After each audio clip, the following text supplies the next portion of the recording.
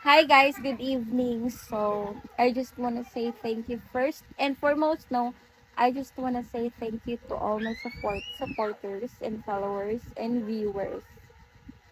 Thank you kayo ninyo no kay always good mo ga view sa ako ang mga post or content even though not not much higher views, gamay ra kayo siya og views, then kamoy nakapahatag og views nako because you're viewing it, because you're supporting me. So thank you kayo no, and this also I know nga kanang hagbay raman gyud ko na monetize, pero wala gid ingon to nga ako wala gid ingon ako gi focus ba before. So it was 2023 ko na monetize, then ni work ko after ni work ko, then just November lang ko nga naka free time, naka full time gyud ani. So ang focus nako is just this year. So, thank you kayo sa inyo, no, even though I'm still starting, pero padayon gyapon mo og tanaw sa akong videos, and hopefully nga nara gyapon mo permente para mo support nako, and even though ang uban videos na ko is not really that quality, um hinaak nga nalingaw ra pod mo sa akong editing, and wala kong kailain ma-content yun, so much better gid unta tong with partner. So wala ko choice, wala ko option. Actually, ang ganahan gid ako nga content nagpaanindot ang tatong tong na group of friends or family, some friends or families na naasa ako mga videos, but unfortunately mga busy magud tayo. So ari sa ako focus gid sa editing, since mao pa may kaya jud nako for now, but hopefully I can find group of friends nga mga vloggers pod nga willing po to help na mo grow. Kada bitong same to anang ubang vlogger karon kabantay mo na kanang puli-puli ra pud sila, bakit puli-puli pud sila kinsay bida sa ilaha. So ang katong content nila nga ginahimo wala nila gina-post.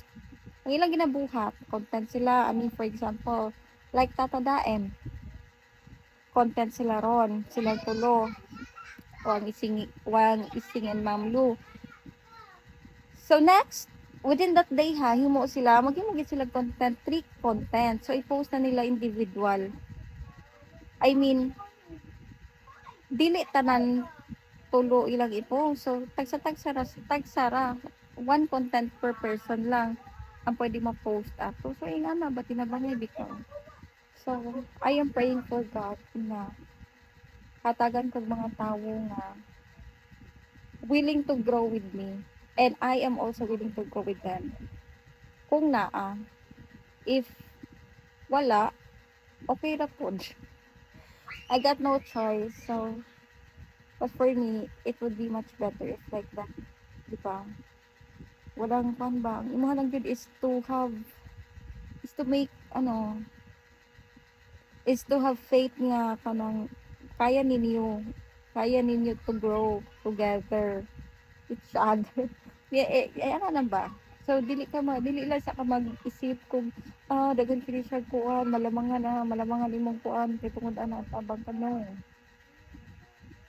I think paano siya kay for example ha, what if 'di ba kamong tulo, what if inyong mo kuan mo viral, siyempre pagitaon nun sa mga account tumakaw ba nimo, so at the same time maglusan gid ka, it will not happen, it would happen nga kung kinsa lang tong ni viral, 'di ba?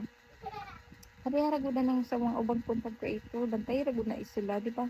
Tigana ra gid ilang style gibuhat para naa lang gid sila ma-content always, and para makasweldo. Syempre, pag unsa man data diri sa Facebook,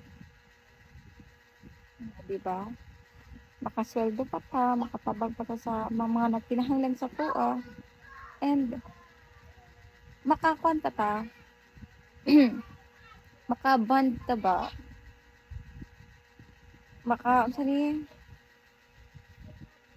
Makakuha ta og kanang circle of friends, 'di ba?